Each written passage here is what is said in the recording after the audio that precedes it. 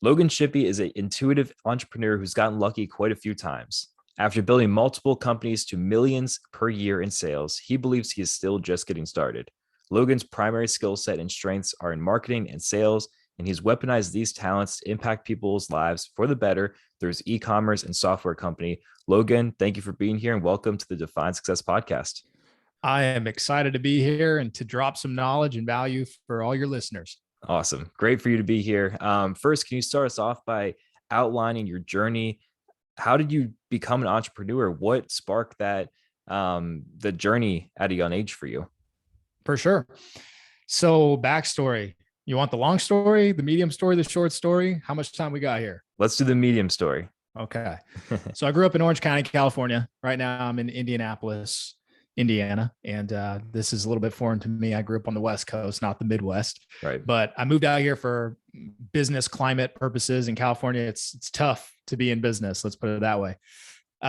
For taxation, pandemic, everything else that's gone on in that state. But anyway, getting to it. Entrepreneurship. How did I start? Well, I think it really comes down to the upbringing. So I grew up in a very entrepreneurial family. Mom and dad run their landscape construction business, aunts and uncles, and real estate development, flipping homes, a lot to do with real estate in general. As you can see, parents, landscape construction, that has to do with homes and flipping homes, Yep. As far as other business, my grandpa ran a multi-million-dollar vitamin company. So just like business ownership was in my DNA before I could even be conscious of what is being a business owner or like working for yourself. That was just ingrained. Like I didn't have to think about it. It was just around me, which is foreign to a lot of people. Like it's not normal to have that necessarily growing up where your entire family is self-employed. So that was just really kind of the start of things, just being around it, being surrounded by that campfire, if you will, of entrepreneurship, feeling that heat.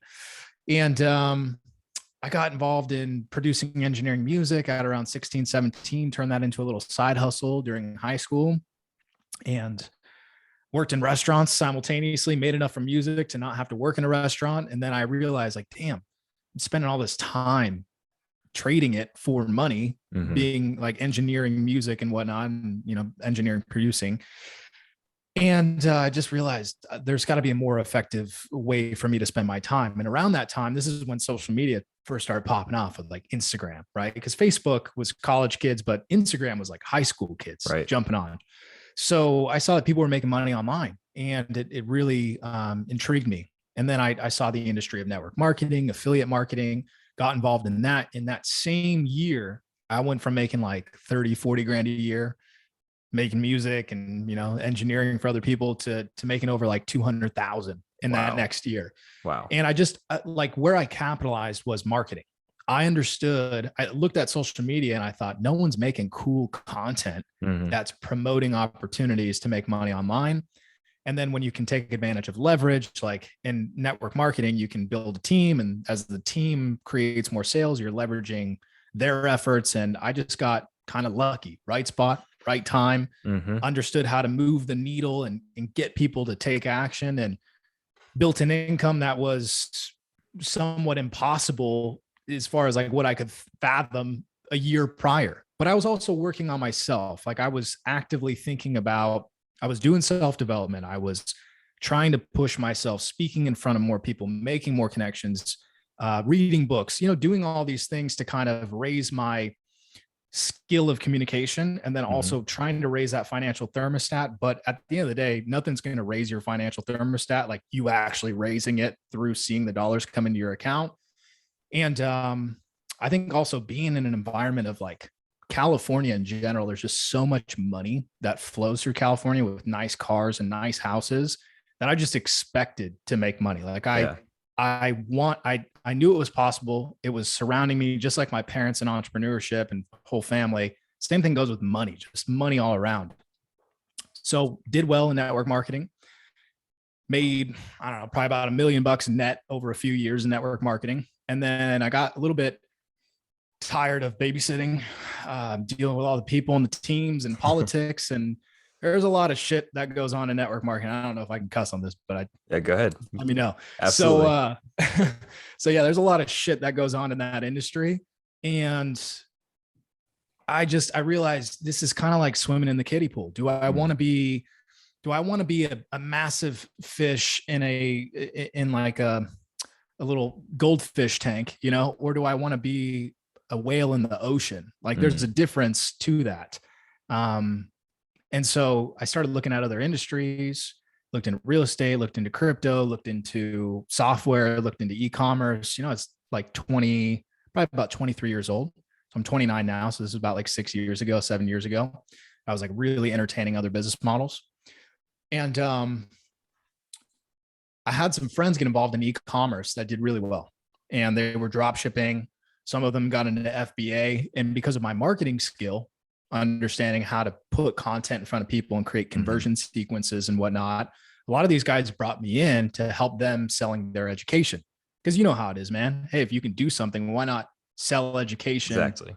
That's like that teaches also. I'm not a big fan of trying to teach something you don't know how to do, but if you know how to do it and you can make 1,000, 10,000 a month, 100,000 a year, whatever it is, and you could help someone else make even $500 a month. Yeah, you should probably teach that, you know? Yep. So I helped a lot of these guys. I won't name names, but quite a few of them developed like courses, education, consulted with them. And I got to see a lot of different operations, the real ones, the fake ones, like stuff that was working and wasn't working. And then from there, it was just really having a grasp on the industry of e-commerce. And a friend of mine approached me. He had built out a virtual assistant agency. And that was like the key component to be able to build an e-commerce automation company. Because if you understand how to source and hire and train employees at a very cheap cost, it opens up the floodgates when it comes to scaling an e-commerce business where you're doing a done for you service for other people. Because think about this. If I can go source and hire and train employees and I know what to teach them, and I can teach them how to do product research, list products, process orders for a drop shipping type model. If I can do that all at a low cost, then I can just turn the needle or turn the knob on hiring more employees and then bringing in investors and designating those employees to manage the stores and just basically work on the business rather than in the business. Because you can manage teams of employees that are doing all the tedious tasks. So my business partner built out the system for that. And he was like, yo, I need you to come in and help with, and you guys can see my lights just went off. Probably not the best timing for the podcast. I didn't keep these neon lights on in the background, but we're running without them.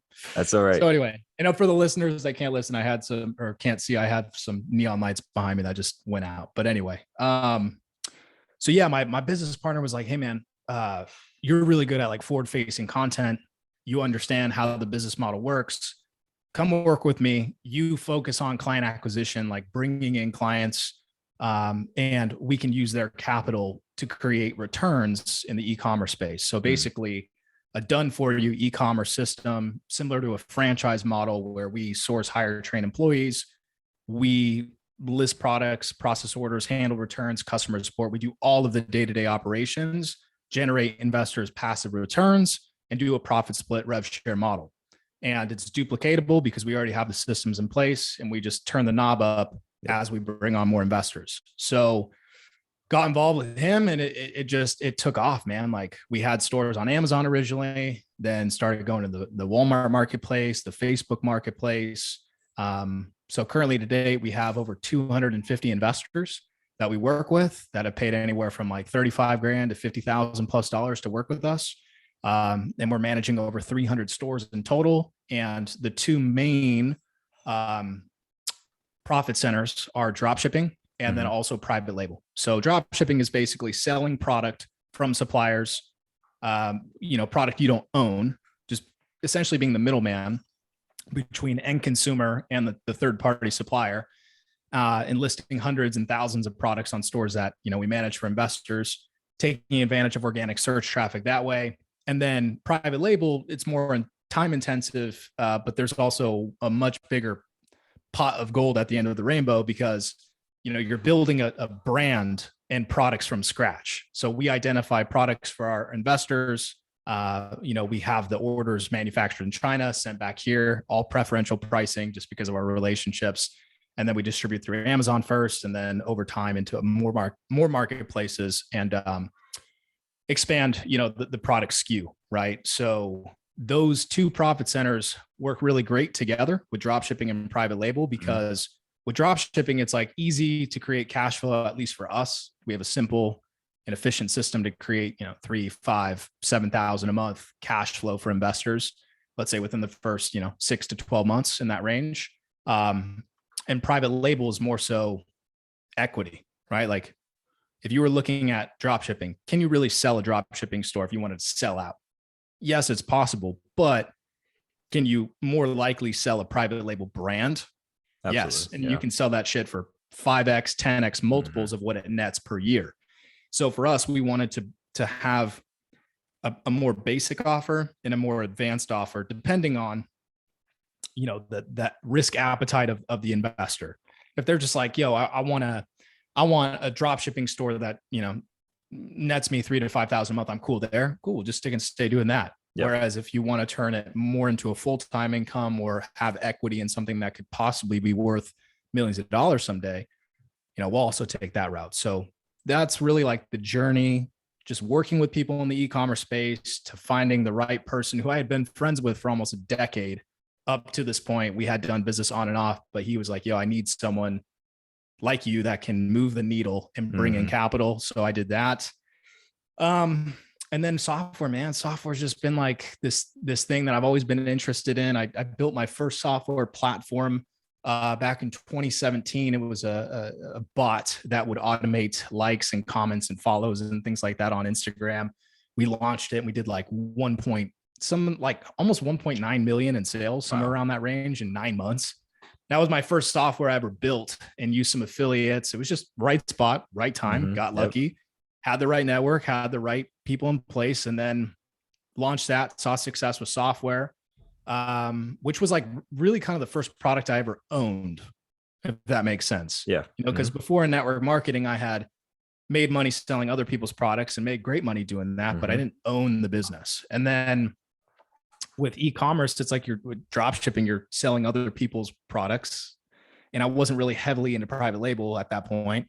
Then with software, that was my first time ever really building a product from scratch, owning it, owning the code, selling it, me paying out affiliates. Like I'm the one cutting checks. And so then it led down this path of developing more softwares internally for us, creating B2B softwares. And then we kind of had a little dry spell with software for a little bit, like not too much revenue coming in from any particular project, until we built TrueFans in 2020. And 2019, but launched in 2020. TrueFans is a platform, helps influencers monetize their content, similar to the OnlyFans, but PG. Imagine no porn, no adult stuff. It's a clean platform, which is very attractive to a large audience or a large demographic of people, because you think about it, there are tons of models, actresses, et cetera, that would love to have something like OnlyFans, but they literally cannot associate with it because their brands will drop them. They'll lose brand deals. They won't get jobs. So we're sliding into the space and offering an alternative that's clean and wholesome, that has better features and functionality, instant payouts, all of these, unique benefits. And so we launched that January of 2020. We've brought on about closer to 2,000 influencers, hundreds of thousands of paying fans through those influencers. And it's been going great. So we're scaling the shit out of that. And, that's my software vertical of business.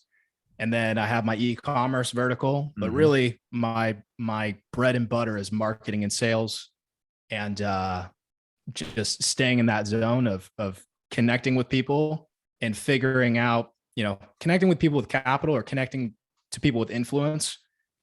And, sometimes there's overlap, but a lot of times it's like me splitting up half my day and working here and half my day working here, and just moving the needle on both businesses. And also, I didn't tell you the name of our e-commerce company is called Etelligence. So TrueFans, software, e-commerce, Etelligence, if you guys are interested in looking at that. That's amazing. I think what stands out to me the most from that story is the very beginning, and, talking about how you come from a family of entrepreneurs and owning businesses.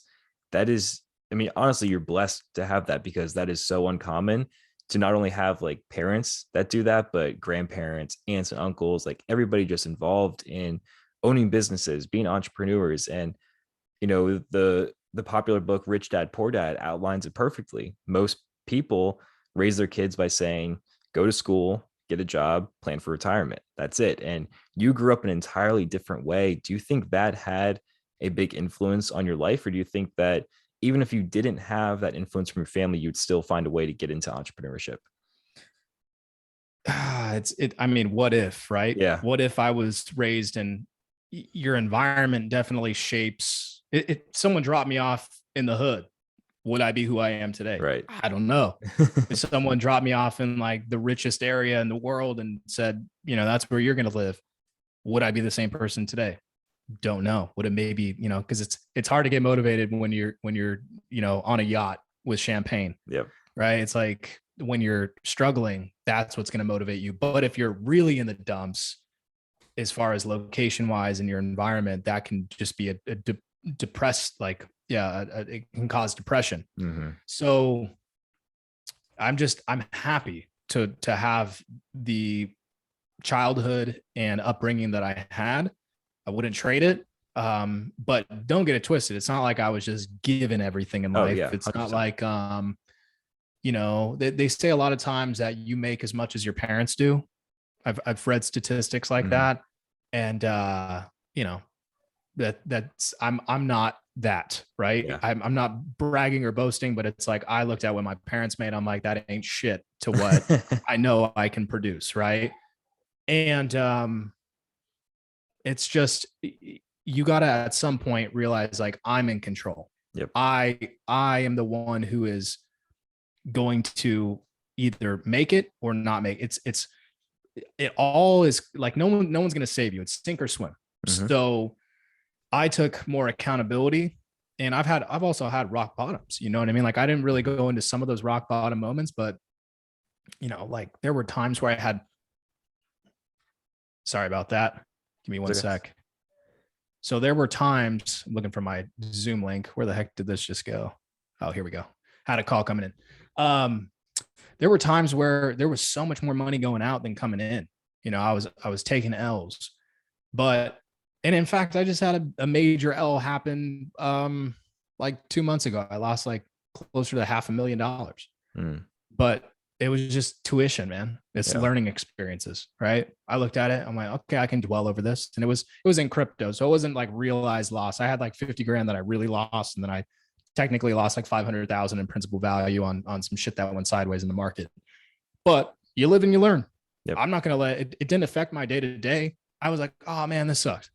All right, well, let's go make it back. Made that back in less than a month of my principal investment. Awesome. Like this is just, it's being a man. It's being, and I'm not saying that making money makes you a man. It's being a man and accepting responsibility, knowing your upside, knowing your downside, and then doing something about your current situation. Like my situation there and losing some money was, do I dwell on it, which is a problem, or do I go solve the problem, which is making more money? Why do I even view it as a problem? It's because digits got deleted on the screen, whatever. I'll go make those digits back, So it's just all, but also too, with that being said, I was looking at buying a house for my parents and I could have taken that opportunity, but I let greed get the best of me, so it's like, that's the tuition. The tuition is, and what I mean by that is like people pay to go to college. Mm-hmm. Well, I'm a college dropout. So I learned real life lessons around money. Yeah. I lost some money there. What did I learn? I learned that my greed took over in that case, and I could have had an asset that would have brought me more joy because I could have relocated my family closer to where I'm at. Mm-hmm. And that would have brought more joy because they could watch my almost 3-year-old son, and they would be closer because they're in California, I'm in Indiana, and it would have improved my lifestyle. But instead I let greed prevent that situation from happening, which, again, you're not going to learn these lessons unless you go through it. Mm-hmm. So the learning is in the doing. I made a mistake. I'll correct that mistake. The next time the market surges, I will be right there. I will be ready, and I will have a plan to take profit so that problem never takes place again. Will there be times where I lose a little bit of money? Yes. Will there be times where I make a ton of gains? Yes. Will I be there to take profit on those gains and insert into real world assets like real estate? Mm-hmm. Yes. So like, I just see so many people get hung up on a failed business dude, I've had many failed businesses, had many failed things that I've attempted, but that doesn't deter me necessarily from getting after it, because it's the law of averages. Yep. Not everything that you're going to do is just going to be a massive winner. But when you do hit those home runs in business, it's like, dude, it's more than 4 bases. If you hit a good home run, you're hitting like 20 bases on a home run. You see what I'm saying? Yeah, 100%. And like you said, those sort of situations are what drive you and want you to get more, because you lose that money. If you're making all the money, you might think like, oh, I can make even more, get a bigger house for them. But if that goes away, now you're like, I got to get that back to actually give my parents the house that they deserve and do this and do that. So even though it seems like a negative at the time, it's going to inspire you to take that next step. And I think a lot of people can relate to that. Maybe they're not losing $500,000, but if something goes wrong in their life, they're inspired to get back up and go do even more. Oh yeah. There were people that were, I saw on Twitter that were in the same trade, that, were like seriously committing suicide type of things, like people and it's because people get so tied. People oftentimes will put more than they should have into an investment. Yeah. Bitcoin, stocks, whatever.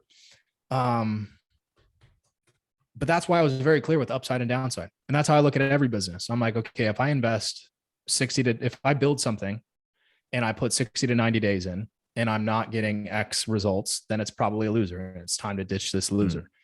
If in an example of that was like, I created a sub business outside of my e-commerce and software, which is designed to help business owners get approved for ERC funds. I don't know if you've ever heard of that before. Yeah, it's employee retention credit. Mm-hmm.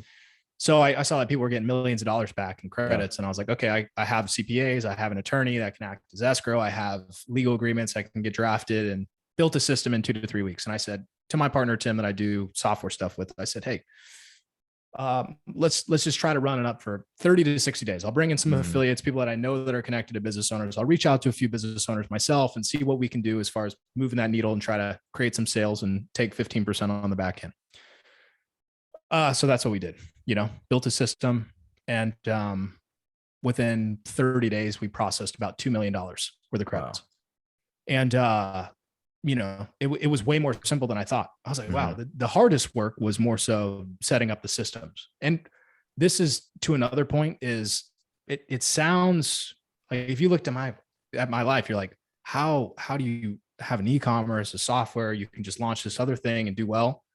Well, it's the compound effect of meeting the right people and building your skill and stretching yourself to where like you understand how to delegate tasks and time. And, I would have not been able to do any of the stuff that I'm doing 7 years ago, 8 years ago.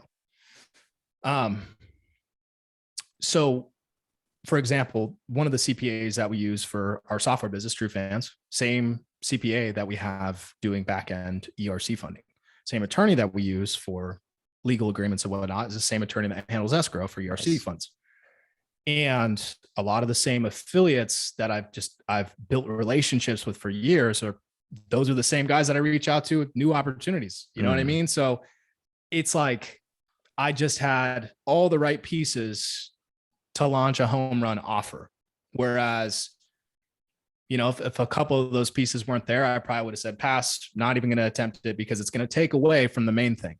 But if I can make a business model to where I don't necessarily have to be the face, I don't have to come out with content around it, I could just build a system and I could jump on calls with business owners and close them, which happened with 2 business owners today. Shit's easy. You know what I mean? Another example of this, bro, is I had a client come into e-commerce. He's actually a financial advisor. So he paid us 50 grand for our drop shipping, private label automation service. And, brought him on that. We started building a relationship, and I was like, hey, you're a financial advisor. Have you, what exactly do you do? Just kind of give me the rundown. He's like, I manage like 700 accounts. I'm the manager dude, like way up there. I brought ERC stuff to his attention, and all of a sudden now he's like referred us over 30 clients. Oh, wow. So it's like the cross pollination. A lot of investors that I work with also own businesses or know business owners.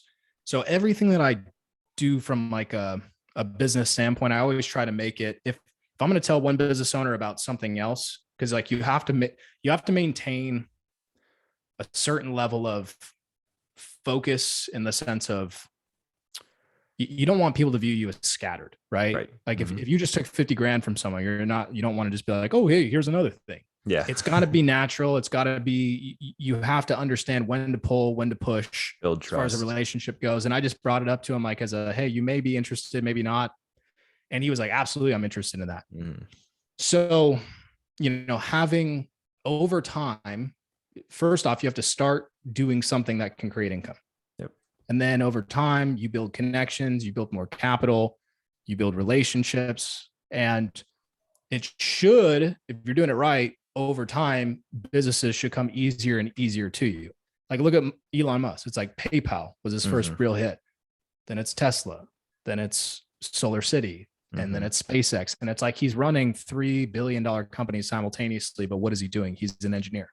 Yep, exactly. So he stays in his greatness, which is engineering. And my greatness personally is marketing and sales and developing some systems around marketing and sales to where I could just like literally pass it off.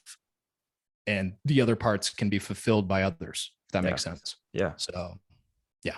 That's great. What was it about e-commerce that appealed to you that got you into it? Just the amount of search traffic online. I realized like, man, there's millions and millions and millions and millions of buyers online. And you don't have to be. So the cool thing about e-commerce is you don't have to be a salesperson. Like if you want to make money in real estate, you got to be a good salesperson. That's true. I have a buddy that I didn't go to high school with, but I was friends with him in high school. And then he was actually in my network marketing. We did network marketing together. He made like 14 grand in network marketing as his peak month with me. And this guy I just saw in Q2 of this last year or of this year, he did like $78 million in real estate sales. Fucking insane. Wow. And so like, it's so crazy to see like people that I grew up with that I, like we're all cut from the same cloth, did network marketing stuff together. Like most of my close friends that we all work together have $1 million businesses. And it's like, we all started kind of around the same, doing the same stuff and just like took that base level foundation that we got in network marketing and elevated elsewhere into software, into real estate, whatever. But all the dudes that I worked with that did really well are phenomenal. They're killers, dude. They're beasts. They're monsters when it comes to sales. Not everyone is a monster when it comes to sales. Let's be real. A lot of people are introverted. They're not extroverted. They don't want to talk to people. If that's you can make money with e-commerce. It's understanding how to identify products and depending on the model, right? So, but the tip of the spear is product research. So if you're doing drop shipping, if you're doing FBA, if you're doing private label, whatever you're doing, it's product research. And so understanding how to identify products with search traffic and authority online, being able to source those products, which oftentimes it can be done with no capital up front with drop shipping. Yeah. But with private label or, other models, wholesale, it takes capital. So I would say in e-commerce, it takes capital and connections, depending on the model that you want to implement. There's a varying amount of capital that's necessary. So I saw it's just lucrative on so many sides, man. Like for us, we make a lot of money from an automation model, because like the done for you stuff is very sexy. It's very attractive to investors with capital. There's money to be made on the top line for us, which then we use to fuel back-end operations.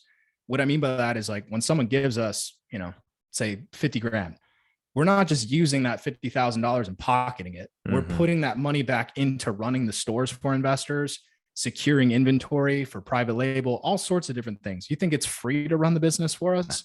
Our burn rate of capital is at least like $3,000 a month on a drop shipping store for managing a few of them, paying employees, warehouse fee. Like we handle all returns. We have warehouses for returns, full-time employees. There's a lot that goes on, right? Yeah. So there's a lot of money in the automation model, but like so for us, as soon as stores are doing like 30 to 40,000 a month in volume, that's where we're kind of like broken even. So anything above that is cash flow. Gotcha. For us, for our investors, they make cash flow sooner because they're not covering the overhead because we're using that capital that they gave us as like a reserve account to draw down upon. So we don't really make money until the stores are performing. So we have skin in the game. They have skin in the game. So top line revenue is cool, but like we're in it for the long-term cash flow to really create that strong bottom line revenue month in, month out. And I like not everyone's going to have the capital to get involved in automation. Let's be real. A lot of people don't have 35, 50 grand, 100 grand, whatever. But you can implement the same strategies that we use, which we're not going to teach you all of them. We don't sell education. That's, it wouldn't make sense for us to create more competition, but we learned, we paid for masterminds, we paid for, watched a lot of free videos out there and just tried to dissect as much as we could, but the learning is in the doing. Yep. So you're going to learn the most up-to-date strategies by being in the up-to-date market and understanding what's going on. There's a learning curve, as you can learn only so much through instruction. Imagine it's like I put you in, an octagon and I tell you, hey, it's time to fight. You had all this time to study, maybe you did some sparring, whatever, but the real learning is like when you're in a true fight, a true bout. And you get hit. Exactly. Like everyone's got a plan until you get punched in the face, right? So the same thing goes with e-commerce. Like you could have the best education in the world. It doesn't mean you're going to know what you're doing until you've had time in the market. Right. It's like in crypto and stocks, they say like time in the market is more important than timing the market. So, because over time you see patterns and you get more intuitive. You have your finger on the pulse. You can see things that you otherwise wouldn't see without experience, or because you have experience. So anyway, there's a lot of money to be made in e-commerce, from, drop shipping to a wholesale model, private label, taking advantage of organic traffic, paid traffic. There's tons of different ways to skin the cat. For us, we try to just spend investor capital as efficiently as possible. And that's why we have our two models, which is, drop shipping and private label. Yeah, that's awesome. I think the reason that e-commerce is so powerful and so appealing to a lot of people is there's so many options to it. There's the drop shipping, like you mentioned. There's private label, if you want to get into that. Logan's mentioned FBA, that's fulfilled by Amazon. That's sending a product to Amazon, letting them handle all of the shipping and everything. So there's many different ways that you can get involved, all different startup costs and everything. Like it's very manageable to get in. And I would highly encourage you guys, go check out Logan's TikTok, because he posts what he's doing with this company. And these businesses are doing even $1,000 a day and multiple $1,000s every week, because you're just doing sales. And if you're selling the right products, if you're selling high ticket products, that could be done with one sale. You can make one sale for 1,000 plus, 2,000 plus, and you're making good profit just from one click of a button. So Logan, a lot of people come on this podcast and they talk about invest in stocks, invest in real estate, which all have merit to it, obviously. But you're someone that's very encouraging of people to build a digital asset, such as e-commerce business. What encouragement would you have for someone who really hasn't considered e-commerce to maybe get involved into the space? So, the reason why I'm bullish on e-commerce is look at the chart, man. Yeah. Up and to the right, depending on which way you're watching. I don't know if I'm mirrored or what, but anyway, it's up and to the right for the amount of people that are shopping online year in, year out. Show me another industry that boomed during the pandemic. Boomed. I mean, besides like hand sanitizer companies, yeah, like hand sanitizer CEOs, like, partying their asses off, making billions. Anyway, but yeah, so like, it's just the pandemic really accelerated what was already happening. People were already shopping online religiously, and now it's like, what, you go to in person to the store, or if you're going to the grocery store, use Instacart and everything's bagged for you before you get there. And like, it's just everything is it's gone from brick and mortar to click and order. Yep. And that process is it was happening, it accelerated, and now it's just a norm. And so more juggernauts like Walmart, they launched their seller marketplace in 2020 and they've had amazing success. They've also had their issues. We're very bullish on the Walmart marketplace long-term, but it's like, you think it's big now, but it's still relatively small to where it's going to be.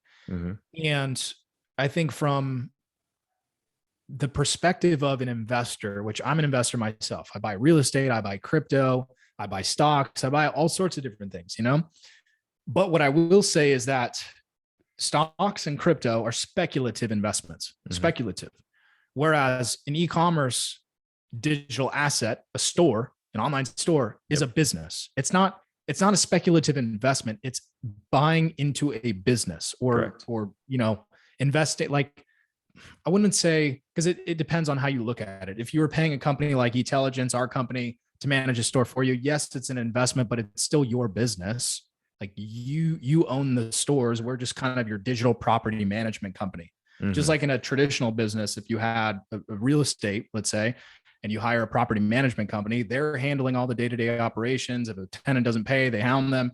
If something breaks, they go fix it. They are on top of the ball for you. Just that's what we are. And with a traditional property management company, they don't own your house. You own it. Yeah. So same thing goes with us. These are your assets that we're building for you. And then we both share in the profits together, but they're your assets. Now, again, e-commerce, the trend is your friend. It's going up and to the right. And during times of uncertainty, people are going to pull out of the markets of stock market, crypto, which we've just seen, and get into cash positions. But you know what they're still going to do? They're still going to go buy sunglasses online. They're still going to go buy, clothing online. They're still going to go buy gadgets and kitchen items and all the other shit that they need in their life. They're still going to go buy that online, So I think that the real estate market is just, we're seeing in Austin, Texas, I just saw a chart. It's like there's a ton of supply coming on the market, not enough buyers. Housing market's about to tank. Yeah. But again, people are going to continue to buy. Instead of going to brick and mortar stores, it's basically just like consumer spending habits have shifted. Right. The same amount of money that was going into brick and mortar is now just being parlayed into online shopping on Amazon, Facebook, Etsy, etc. So you can just take advantage of that. And there's such a demand that there's millions of sellers on Amazon, but you could jump on Amazon tomorrow and make money. Exactly. And I'm not saying that's not a financial claim. I'm not saying you're going to do that, but that's what's possible, right? Yeah. You could literally start a store today and make a sale same day or the next day. That's what's possible. And I think that when people make their first dollar online, a lot of people listen to this have probably never made $1 online. If you make $1 online, you can make 1,000. If you make 1,000, you can make 100,000. If you make 100,000, you can make 1,000,000. And then once you make that amount over time, you'll be like, wow, this really ain't shit. Like this is it. It's just, again, going back to the perspective thing that we were talking about earlier. It's like, as you make more money, your standards and your expectations go up, because also your actions and you're tuned to that. You and your goals are in line, and you know what you need to do to get to that spot.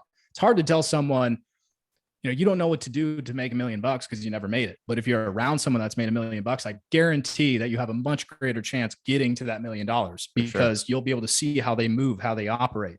It's just like anything. You find a mentor, whether it's fighting, whether it's skateboarding, whether it's, I don't care what sport, name XYZ sport, you should have a trainer. Same thing in business. You should have a trainer, whether that's someone you paid through a course, someone close to you in your network in person that you can learn from, someone who is where you want to be. Or, I'm not, again, going back to it, I don't like paying people who have never done the thing. Exactly. That's why I like professors in college that teach business that have never ran a business. Yeah.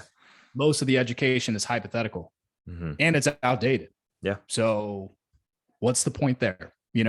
That's my argument. But for specialized education, doctors, lawyers, etc., we need those and go to school for that 100%. But there are different ways to learn now. And most of the education that you probably want for e-commerce is readily available for free. You just got to become resourceful, And a lot of people, it's funny, man, I could give you 99% of the sauce for free. Not saying you, right? But listeners listening, and you probably still won't do it. I could give you 100% away for free. You probably still wouldn't do it because, it takes work. It's not going to be this sunshine, butterfly, rainbows, sugar-coated road to success. There's going to be some work that's required. And that's why, investors come to us with capital. They're like, dude, you guys got the track record. We see the stores, we see the success. We don't want to deal with what you went through. Please make it easy for us. And that's, our problem that we solve in the market. Yeah. I think a lot of people have a very similar issue because, you look at how many options there are to make money, whether it's e-commerce, investments, real estate, crypto. There's so many things out there. I mean, you can get a high paying job and just work and do all this stuff. But a lot of people, they don't take the step to fully optimize themselves in that space, because it takes practice, it takes a system, it takes knowledge to get into there and actually do well. So a lot of people, they look at, I mean, myself, I mean, I want to get into real estate. I want to get more invested into crypto and stocks, and looking at all of it at once, it's like, that is overwhelming. So, you know what happens when you're overwhelmed? You don't take the action. So a lot of times it is beneficial to look at someone like Logan, or look at someone else in your network, or someone online that's doing something that you want to do, and they already have a system. Invest with them. If you want to get into real estate and you're not going to take the time to go look at properties, or you don't have the startup cash to put on a down payment, find a deal and go give it to someone, have them invest into it. And it'll open up so many doors, because there are people out there that they know what to do, and you need to just get in touch with them and not get too overwhelmed, I would say. Yeah. Over time, you'll be able to manage. Let me actually take that back a little bit. Some people can have a couple of businesses under management and be perfectly fine. Other people, they can only do one thing. And like, maybe they're just so passionate about that one thing that that's all that matters to them, and they'd be way better off doing that.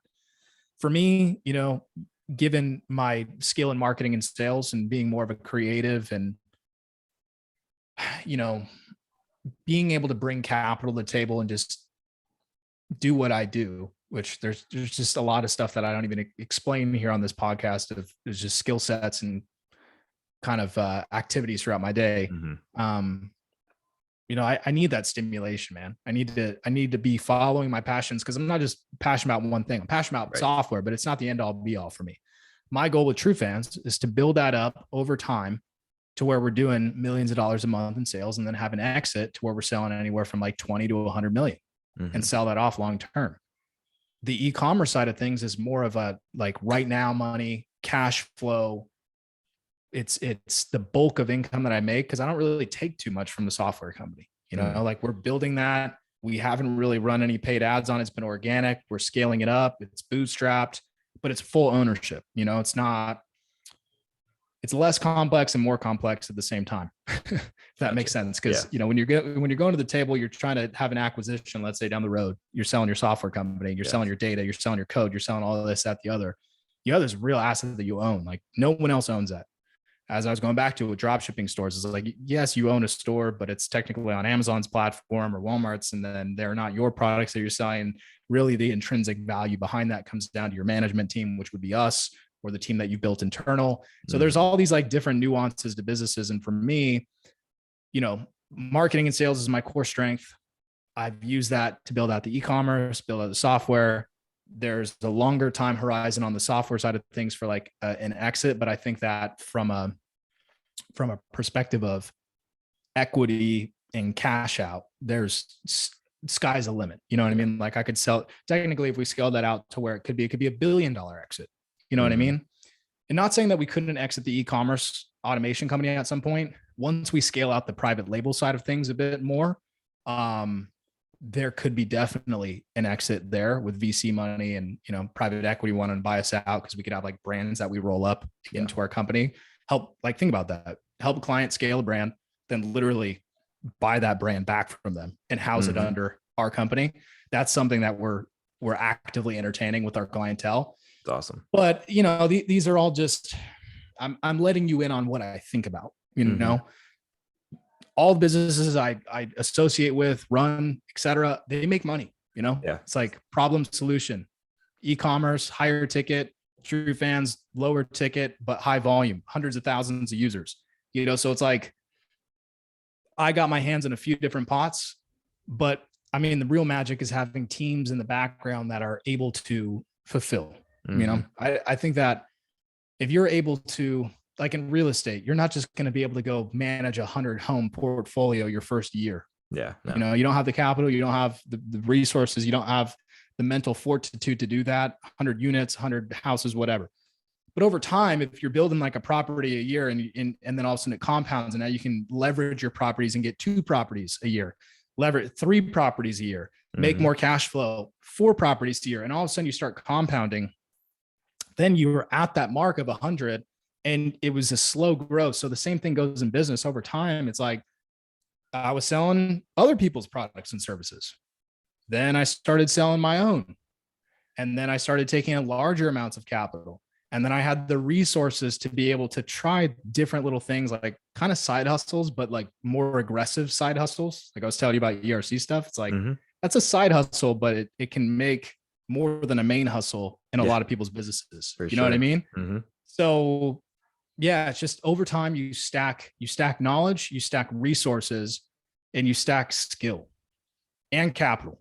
And if you stack it efficiently and you wait for those right times to launch certain things to put money into or energy into, you know, all of a sudden you could have a new business that maybe even that's more than the previous business that you were super passionate about. And for me, but like my main passion is freedom.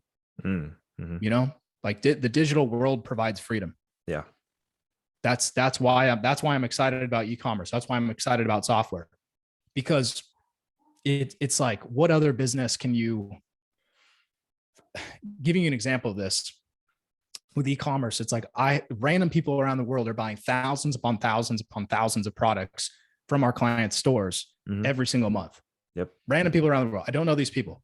It's happening whether or not I do anything or not. It's happening.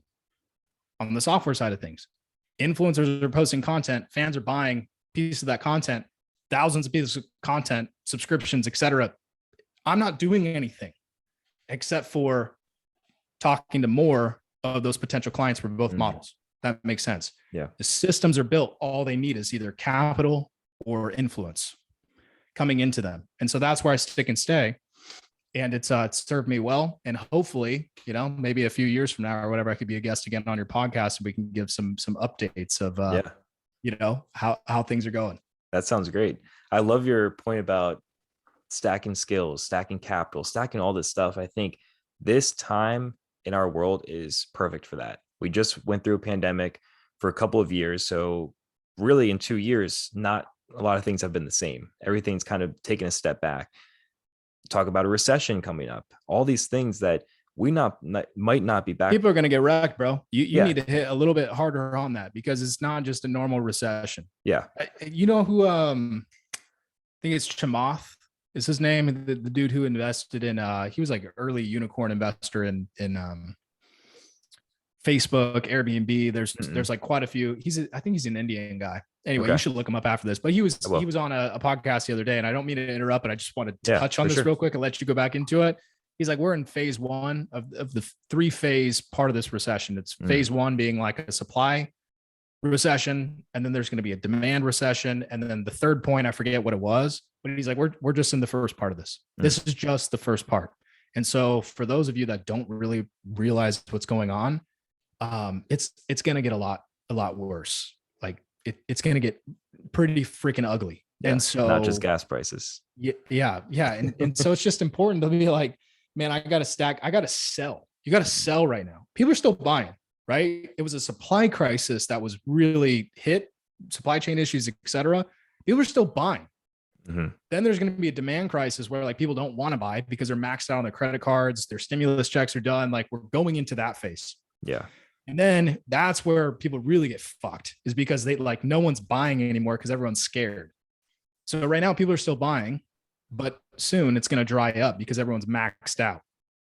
And then that's like bleeds into the third part, which is just like despair. And, you know, eventually it comes back. But I think like you have this window of time for probably like 3 to 5 months to really sell, stack up some cash, and then you're going to see some fire sales. Like it's Call of Duty, freaking Warzone, you know, and you see that fire sale come on the screen, and it's like gotta go get a loadout. You know what I mean? Like everything's on a fire sale. It's all cheap right now. Real estate's going to be cheap.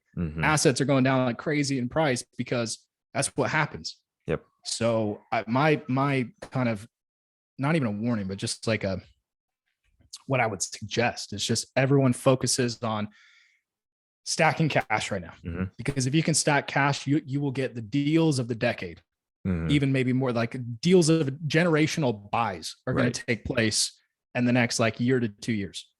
Yeah, that is a great call to action because ties into what I was about to say. It's a time period where most people are sitting back and they're thinking the timing isn't right because they don't understand that it is a perfect opportunity to buy, a perfect opportunity to take an opportunity.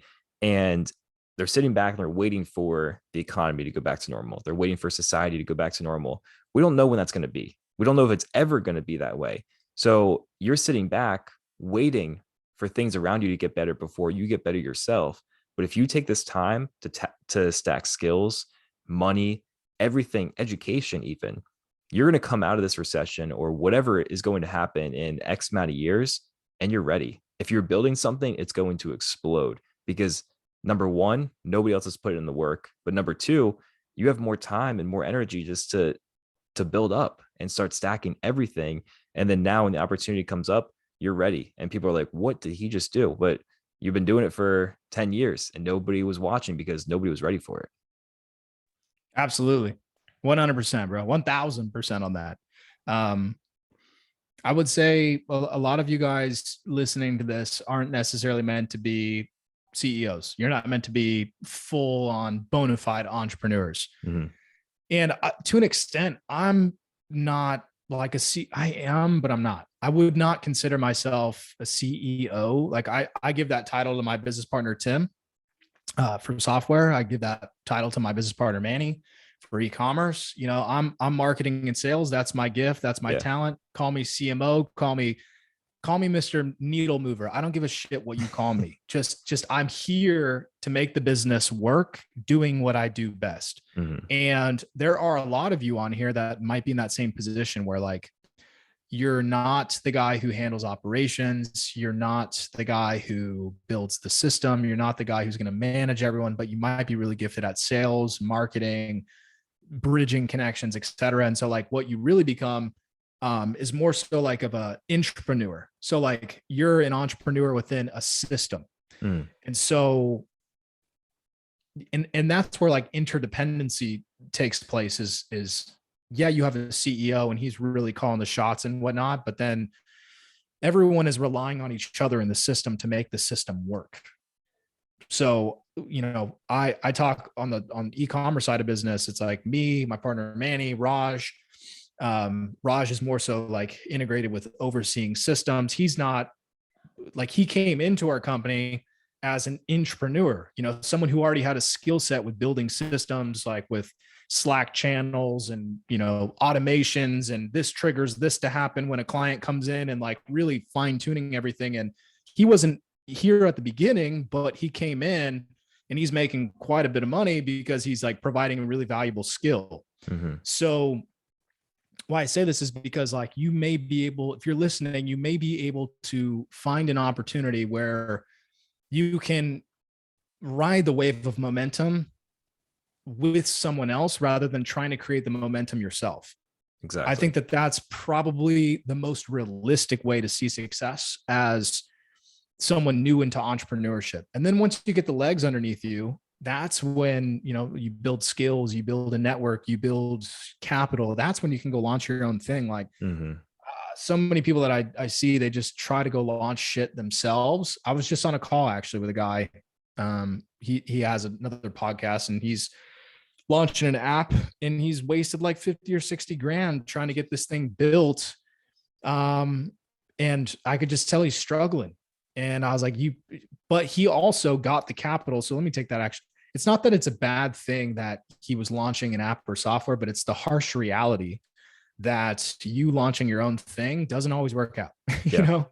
So he, before, I forget exactly what he said he was doing, but he was working with a company, he was working in sales and he stacked up quite a bit of cash. And then he tried to do his own thing and his own thing isn't really working out. You know, he's 6 months into development, wasted like 60 grand. The thing's not across the finish line. And I'm actually now bringing my developers that I have on my team in to help him, you know, get this thing across the line because I know what it's like to waste 50, 60 grand on software. I've done it. Yeah.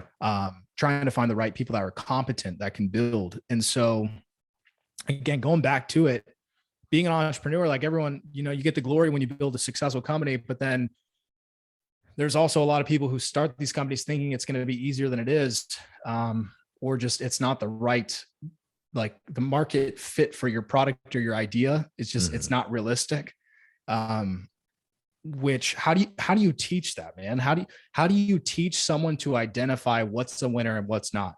You know what I mean? Yeah. That kind of comes down to like, yeah, it's experience, and it's also like dealing with people that understand winners and losers. True. Yeah. And then, but how do you get around those people, and how do you get them to tell you what they really think? And it's just a chat, like, bro, it's a challenge through and through to be an entrepreneur. It's less challenging when you're working with someone who already has built a system that is working, and you can just plug in and help them, make more sales or whatever, play your part somehow. Yeah.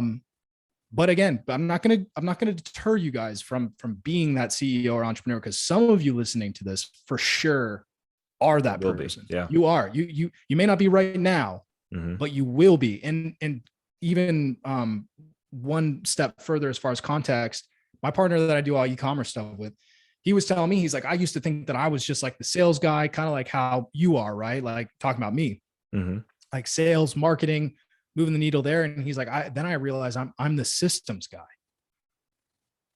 And when he made that leap on that, it's like his income 100x. Wow. It was insane. Yeah. So, but to that point further, it's like not everyone is that guy. It's unicorn situations where someone can really be that dude that can figure out how to put the right people in position to win and manage multiple departments and build systems to where you're not working in the business, on the business. There's a reason why only X amount of people manage companies that do 10 million, 100 million a year, whatever. Yeah, It's not necessarily easy to get that point, but you guys listening, if you embark on the journey of owning a business or trying to own your time and being an entrepreneur, et cetera, like you're not going to regret it. I don't think anyone's going to regret it. It's just, you have to adapt to what gets thrown at you and not be afraid to cut the losers. Because I think a lot of people, they get so wrapped up in the identity of, point example, there's a guy here local in Indiana that I'm friends with, and he's got an app that makes like no money. And I'm like, dude, I would have cut that thing fucking 2 years ago, like, because you only have so much time to devote to something, especially if you're spending more money and then it's still not making more money. Like there has to be signs of life. Yep. Otherwise, it's like cut the losers. And there's this whole like sinking cost fallacy theory where it's like, you're going to keep on throwing money at the losers because you've already thrown X amount in. So the key is, it's like hire slow, fire fast. Same thing goes with your business. You want to give it enough time to really see it through. But at the same time, if it's not performing, why are you going to spend more of your life energy if you only have so much on a fucking loser? You should, there should be some clear signs of life. Like, yeah, this thing's a winner that should be making some money and not no money, or you know what I'm saying? Yeah. That's a great message right there. My last two questions for you before we wrap up. My first one, you mentioned success a little bit right there. How do you define the word success? Oh, do you have the ability to be able to like just kind of do what you want whenever you want with who you want, and your business still functions? And not to where you're a degenerate, but like where you can really enjoy your life. Yeah. Like yesterday, I took the day off, took the entire day off. I just unplugged. I'm a workaholic, like 100%. I love working, but I forcefully took the day off. I touched some grass. I journaled, I just unplugged, and my business is still running perfectly fine. And I feel refreshed, dude. I woke up this morning like, hell yeah, I'm gonna conquer this week. Like not even the day, I'm gonna conquer the week. Like I felt that refreshed. Yeah. And I jumped on probably like 3 calls with business owners, getting them all ERC funds. I have a few clients on e-commerce that I'm talking with.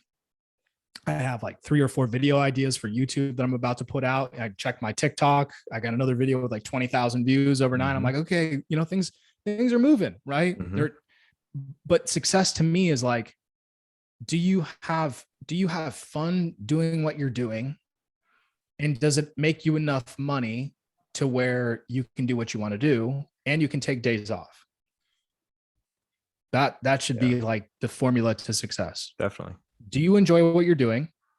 Do you make enough money to be able to like survive and do fun shit whenever you want? And like you can take days off. If your business checks those marks, then like for me as a dad of an almost 3-year-old, like I can spend time with him. I spend time with my son every day. Every day I'm with him. Yeah, Except if I'm on a business trip. That's the only time I'm not with him. You know? And then just like that's success to me. These little things, like having just being able to. So I read a book recently called Die with Zero. And it's all about being able to experience life. And that's what money is. Money is just life energy. And so like, are you making money to experience life? It's kind of the philosophy of like working to live instead of living, or most people, they live to work instead of work to live. Yeah. Whereas you should be finding that balance of making money to enjoy life, because the quality of your moments dictates the quality of your life. So if you're constantly working to make money, then all of a sudden 5 years go by, 10 years go by, and the real time for you to enjoy that money would have been 5 years ago. Instead, you have all these digits in your account and you can no longer enjoy or maximize that dollar, that life energy that's stored in your bank account. So like if you're 60, 70 years old, you have $1 million. What's more beneficial, being 60, 70, having $1 million in your account, or being 60 and 70 years old and you know, going on like having all these memories of snowboarding trips and, you know, like family time, vacations, whatever, but only having 500 grand in your account. What is the difference between that ultimately, you know?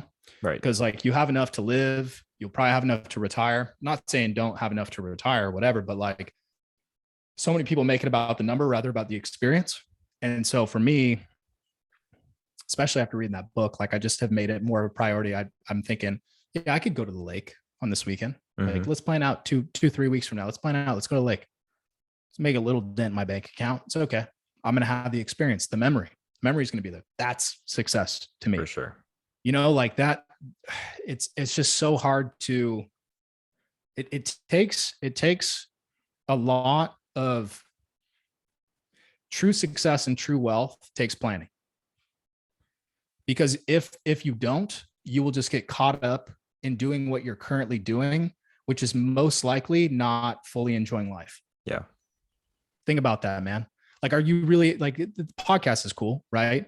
But if you thought after this podcast, you know what's going to bring me the most amount of happiness? Okay, that's that. How much money does it need to take to do that? When can I do that around my business? I'm going to go do that. Boom. I have that experience. It sticks with me for life. Yeah. That's success. Right. Your business is successful enough to allow you to do that. And now that memory sticks with you, that's real wealth. Exactly. But it takes planning, you know, it takes planning from a business standpoint to have enough money to be able to go do that, operations to be able to handle while you're gone, et cetera. But I think that's like, if more people planned ahead to have enjoyable experiences, their quality of life would be better and the world would be a happier place. I agree. That's a great point right there. Love that definition. Last question for you is, what is one piece of advice you could leave the audience with that will help them get closer to being successful? Have thicker skin. I can't tell you how many times I've seen people get discouraged from a family member saying that won't work, or, you know, I've experienced it. I remember some of my closest friends when I first started TrueFans, some close friends that I was working with are like, "Oh, you're starting that TrueFans thing," like joking with me because they didn't have the same vision as me. Yeah. I did the market research. I saw that OnlyFans was doing millions of dollars a day.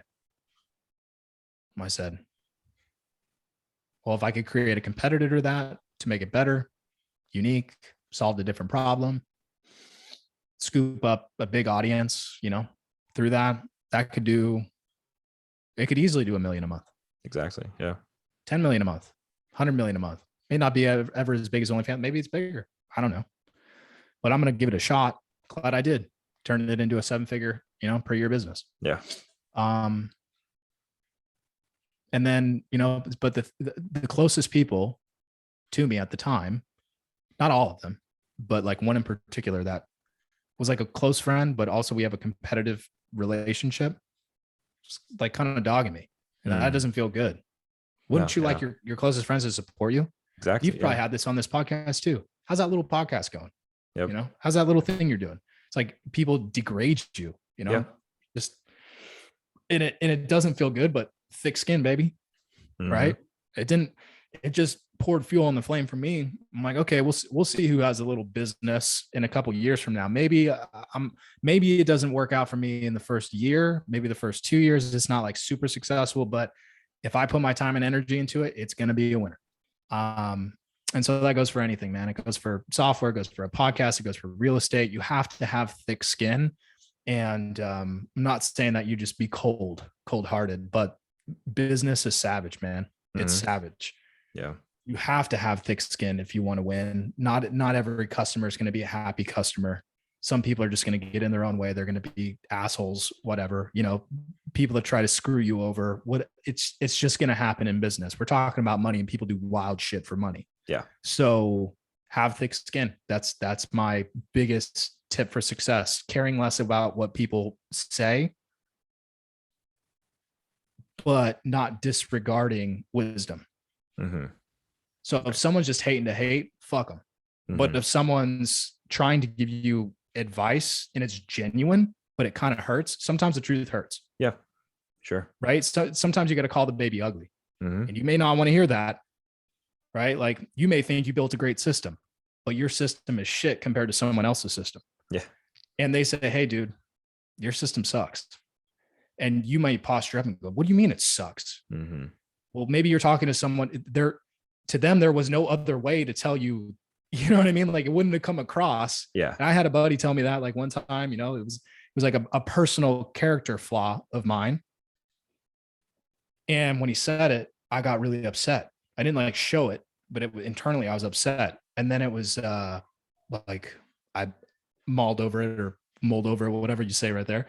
I thought about it for like a week straight. And then I went, you know what? He's right. And because he was right, it made me change my perception on myself a little bit, which then kind of it almost made me take me less seriously, which then helped me overcome some mental blocks that I had. And so you have to have thick skin, but you also have to have the ability and intuition to extract wisdom from some of these things that people are saying.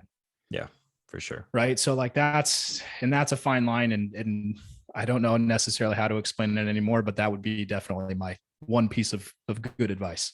Yeah. Yeah. I agree. It's not making up a hater just because they're hating on what you're doing. If they're criticizing you for the better, take that criticism. But if they're hating just to hate, then get rid of them. You don't need that influence. So I think that is perfect advice right there. Logan, to wrap us up, can you give us your socials, anywhere that people can follow you to make sure that they're redirected properly after this?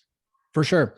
So my YouTube is just Logan Shippy. So you can look up my name and you should just see my channel pop up. You'll most likely see e-commerce videos.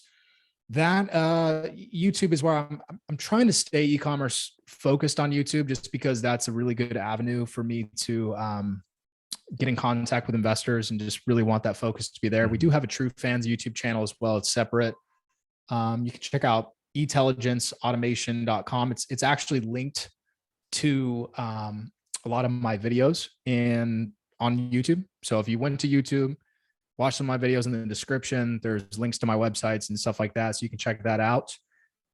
And I'm trying to think what else. TikTok, Logan Shippy. You can look me up there. On TikTok and Instagram, there's a lot of scam accounts. Just so many. I don't know if you have like impersonation accounts, but me and a lot of my friends, we have like, I've seen it happen. Yeah. Fuck, man. Crazy. It's like hundreds, I swear. So YouTube, Logan Shippy, TikTok, Logan Shippy, Instagram, it's Logan Shippy, ITS, Logan Shippy. So like any other account besides what I just mentioned are all scammers. People hit me up. I mean, this is the last thing I know, kind of funny. I actually had a PI, private investigator, show up at my parents' house Really? with a gun, you know, on the side saying, Yeah. "Hey, is Logan to live here?" My parents called me. I was actually down in San Diego, and they live in Orange County, which is like an hour up north. Yeah. Like, Logan, what'd you do? Like, what was this PI saying? Like, oh, they said you like scam someone for like $70,000 on Instagram. And I'm like, oh, okay, hold up. Yeah. So Not me. long story short, it was a lady. There was a lady who like lived in San Diego who was contacted by a fake account of mine Yeah. and pitched on like some Bitcoin mining scheme. I don't know. And she sent like $70,000 worth of Bitcoin to like some random address, and then, you know, contacted a PI. And it's just, it all goes, it's funny but crazy and like sad at the same time. You know, and that's the power of influence, right? So like my content, I talk a lot. I do talk about crypto from time to time on YouTube, but I don't sell anything with crypto at all. Zero, just e-commerce and software development. Those are my two things that I market and promote. So if you had any account, if you like followed me on Instagram, you probably have like scam accounts follow you and pitch you on this stuff. So just like, again, be careful. Because I don't want another PI showing up my parents' house, you know, for someone who didn't jump on a call with someone before sending them $70,000. And yeah, the PI, I had a conversation with the PI, and he was like, yeah, we checked the IP addresses and they were from like Nigeria. And I'm like, dude, these guys are making bank though in crypto. And they're probably doing it with dozens of people a day. Oh yeah. So there's someone's hustle right there. I'm not condoning it, but geez, if someone's falling for that, if you could promote something a little bit better, there's for sure you can extract money from clients in an ethical way, at least 1,000, 5,000, 10,000. You know, find a service, find a product, build it. And if I can be of any value to you guys, reach out. You know, like you understand more about e-commerce. If there's an app idea that you have, software, something like that maybe you want to bring to life, be more than happy to help you along that journey. I think being in the digital space is a smart decision. And there are multiple ways that you can go about that, but you're not going to get in if you don't ask questions. Yep. Definitely. That is perfect way to end. Logan, I appreciate you dropping all this value, coming on, sharing your time with us. So thank you so much for joining, and hope everyone enjoyed, because I know I did. Cool. There we go.